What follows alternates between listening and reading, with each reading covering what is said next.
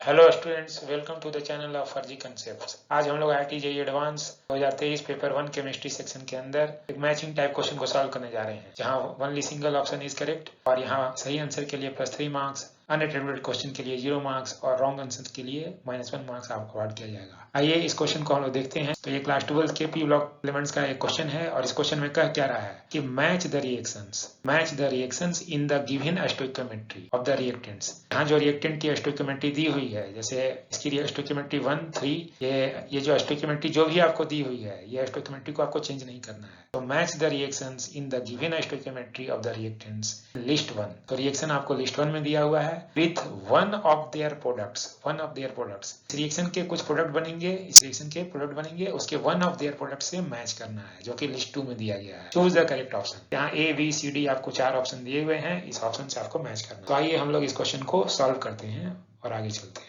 अच्छा, इस रिएक्शन को सॉल्व करने के लिए मैंने लिस्ट 1 और लिस्ट 2 ये दोनों को यहाँ लिख रखा है और साथ साथ यहाँ पर मैंने ऑप्शंस को भी ये दे दिए हैं। ठीक है, इससे हमें इस क्वेश्चन को सॉल्व करने में आसानी होगी। ठीक है, आइए अब हम लोग रिएक्शन को सॉल्व करना शुरू करते हैं। यहाँ पर लिस्ट 1 का जो स्कीम P है, जो लिस्ट 1 का P रिएक्शन है, उसको हम लोग देखते हैं। में क्या है, फास्फोरस ट्राइऑक्साइड है, P2O3 है। P2O3 जब वाटर से रिएक्ट करता है तो ये क्या बनाता है, ऑर्थोफॉस्फोरस एसिड बनाता है। इसलिए हम लोग क्या कहते हैं, P2O3 को लोग अनहाइड्राइड ऑफ ऑर्थोफॉस्फोरस एसिड कहते हैं। इस ऑर्थोफॉस्फोरस एसिड का नाम फास्फोरस एसिड भी है।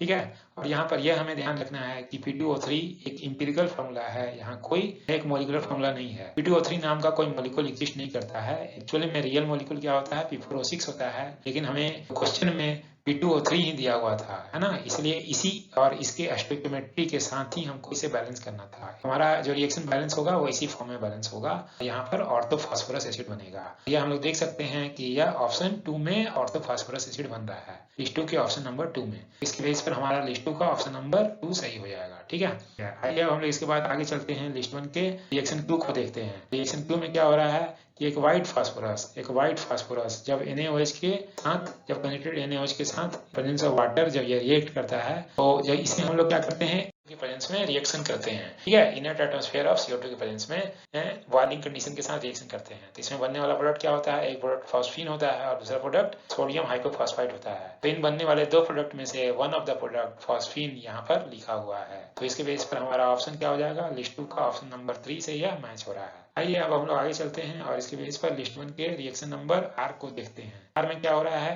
कि PCl5 का रिएक्शन एसिटिक एसिड के साथ हो रहा है।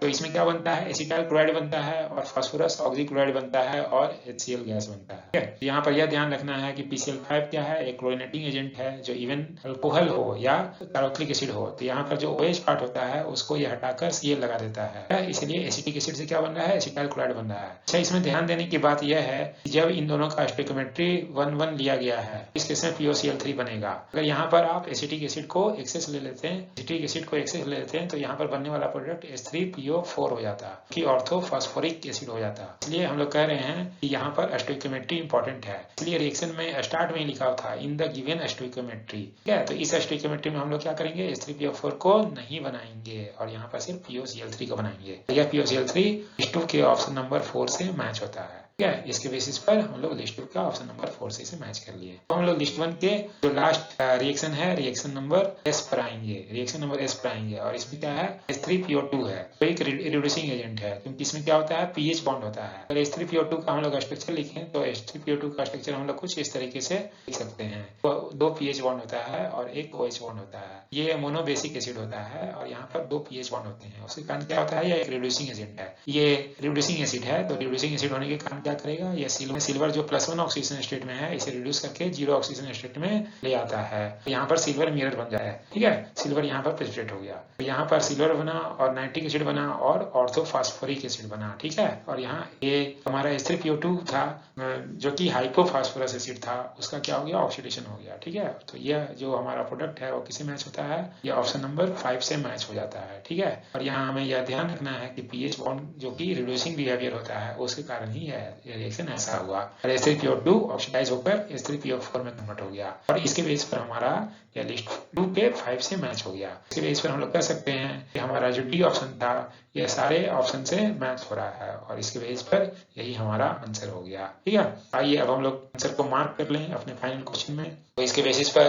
जो हमारा ऑप्शन नंबर डी है, डी करेक्ट हो गया और डी ही हमारा D is the correct answer. और यह जो आंसर है IIT गुवाहाटी जो ऑफिशियल बॉडी था जो एग्जाम को कंडक्ट किया था और ऑफिशियल आंसर की भी IIT गुवाहाटी ने रिलीज किया, ये उसके आंसर से मैच करता है। So thanks for watching, thanks.